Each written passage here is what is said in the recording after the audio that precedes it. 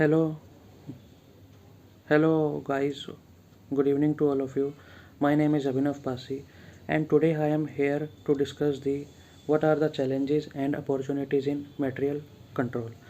First, I will discuss what are the challenges in material management or control. First is inaccurate or partial bill of material listing from the engineering firm. इसका मतलब ये होता है engineering firm से material का गलत होना। Second is engineering recognisation issues, engineering से रिलेटेड मुद्दे। Third is purchase over revisions and inaccuracies, जो हमें मटेरियल चाहिए उसका मतलब अच्छी तरह से एक्यूरेट ना होना।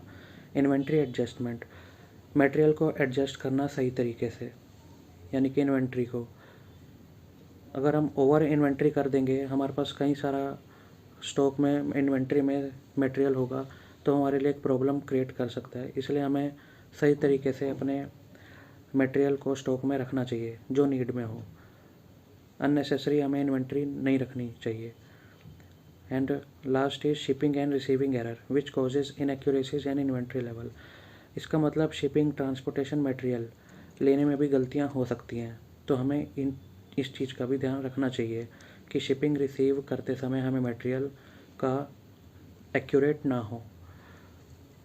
And second is what are the opportunities और स्कोप इन मटेरियल कंट्रोल।